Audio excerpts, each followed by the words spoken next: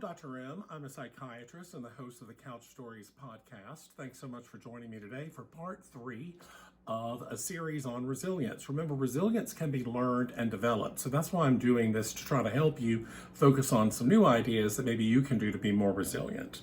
Today we're going to talk about the third key of resilience, which is healthy thinking.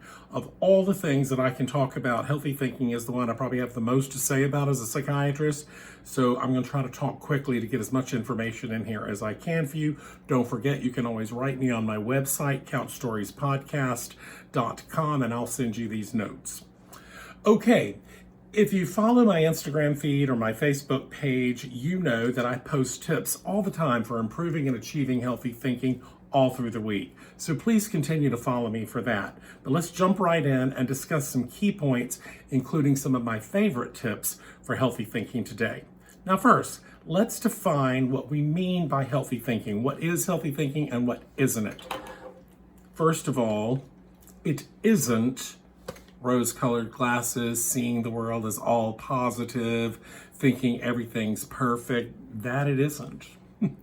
What it is that no one can have positive thoughts all the time. Let's face it, right now during the pandemic, we are all experiencing a great deal of stress. We're all experiencing a lot of things that are causing us to have negative thoughts, causing us to have negative feelings. I lost my sister in COVID. Some of you may have lost a family member. Some of you may have lost employment, your finances, etc. Parents and teachers and students are all struggling to figure out how to make the school year work. It's just a lot to deal with, and it's natural to have negative thoughts and feelings about it. So what is healthy thinking? Healthy thinking means looking at the entire situation, the whole enchilada, all of the facts, pro and con, positive and negative, and not just looking at life through dark sunglasses and only seeing the negative, and not looking through life through these silly rose-colored glasses either. Your thoughts have a huge impact on how you feel and how you behave. Essentially, you're sitting in the middle of your thoughts and your feelings and your behaviors, and they're all equal in terms of how they affect you. And if you remember from geometry, if just one angle changes, so if we can change our thoughts in an equilateral triangle, all the other angles have to change, which is why healthy thinking is so important. When you focus on your thoughts and you make your thoughts healthier, you're going to feel better, and it's going to affect your actions as well. So sometimes our thoughts, when they get negative, can get stuck in a hole. They kind of slide into the hole like quicksand, and you need some steps to help yourself climb out of the hole. So let's use a common example of something that many of us might have dealt with ourselves as a starting place. And we're going to keep using that example all through this video every time we talk about another way of thinking. So you're working on your job, you're at your employment, and you just got promoted because you've been doing so well for so long. And today, your boss spoke to you about a mistake you made in your new job. Automatically, you might begin to think, this criticism, this negative situation, it's just part of the way my life goes. Things never work out for me. I always screw up. If you're thinking like that, that's called overgeneralization. And you have slipped down into one of those negative holes. And if you use words like always and never, you are also demonstrating black and white thinking, which is another one of the holes that you can slide into. So the steps for climbing out of that hole of overgeneralization and all or none thinking is to look for the facts and balance them out.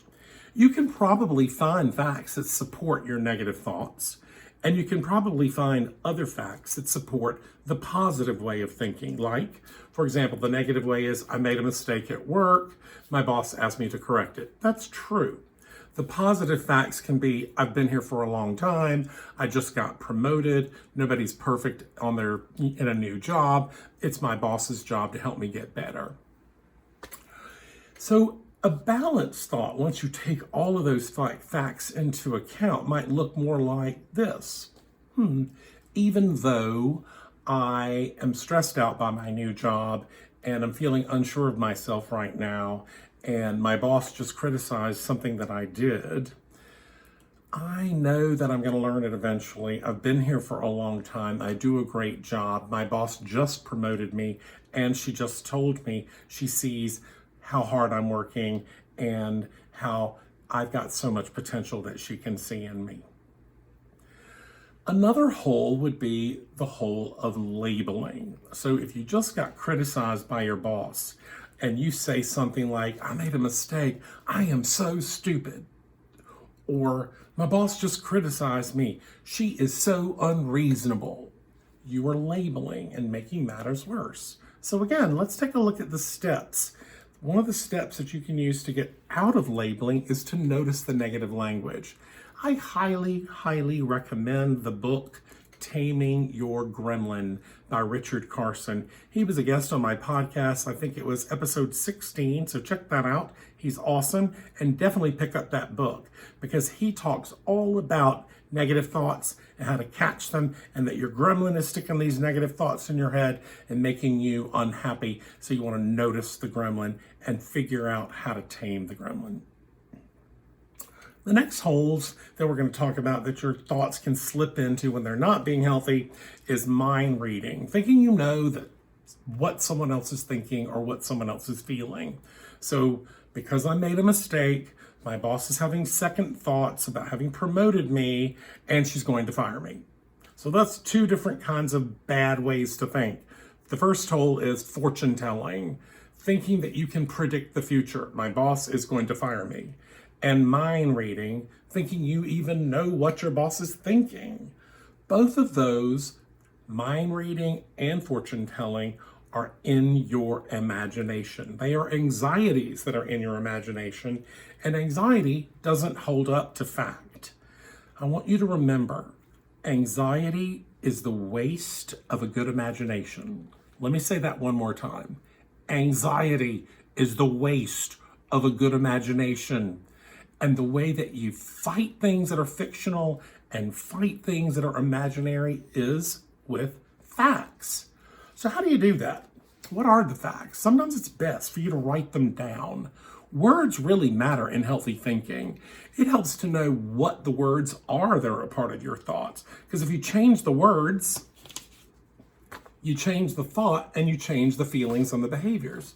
Let me give you an example of why words are so important, or at least a story. Maybe you guys remember Mr. Spock from Star Trek. Mr. Spock used to do the Vulcan mind meld, and he would open his hand with that V, put it on someone's shoulder, and you'd hear this sound, and he would extract the person's thoughts, and by knowing what they were thinking, he could predict how they felt and predict how they might behave. That is Vulcan technology that we human beings do not have. What is the technology of a human being for getting thoughts out of our head? Language. In order for us to extract our thoughts and know what they are, we have to either speak them or write them down. So if you're working on a problem yourself, a negative emotion that you're having or a negative thought that you're having, if you don't feel right up to talking to somebody right away about it, you might want to try writing it down and see if you can examine your thoughts that way once you see the words. You may notice that you're using the words always and never. You may notice that you're saying negative names about yourself, that kind of thing. Pay attention to the words and see what you write. Just because you feel something doesn't mean it's true. Just because you're thinking something doesn't make it true. You want to use those pesky little things called facts as the steps for crawling out of the hole you slipped into, because facts are going to keep you from falling into the hole. Okay, so the next two holes that we're going to talk about now is the mental filter and discounting the positives. If you keep this negative mental filter and you keep discounting anything that's positive that's going on, it means that you are using a negative filter and examining the situation only in one way. So your boss just gave you some constructive criticism, on a mistake that you made, suddenly you turn that into a 100% all negative event. And you discount all the other facts about how long you've been there, the fact that you just got promoted, that the boss likes you, etc. So instead of rose-colored glasses, you're wearing dark, dark, dark sunglasses that make everything look bad. Again, write down the thought. Take an honest look at them and see if you can discover which of these holes that I'm listing here you have slipped into. Even identify them, for example. You can name them once you learn what they are. In psychiatry and mental health, we call them cognitive distortions. That's the fancy word for you slip down into one of those negative holes. Okay, so finally, the last hole I want to talk to you about are shoulds.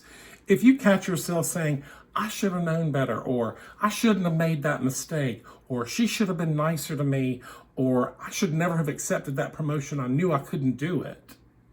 You are taking a situation that's already emotionally difficult for you. You got corrected by your boss. You did experience some criticism. And you're piling on, making yourself even worse with shoulds. Don't should all over yourself. Catch yourself saying should and see if you can be more realistic. Okay, now that we've discussed some of the holes that you can slip into, let me review some of the steps that you want to keep using. Keep your thoughts and your feelings separate.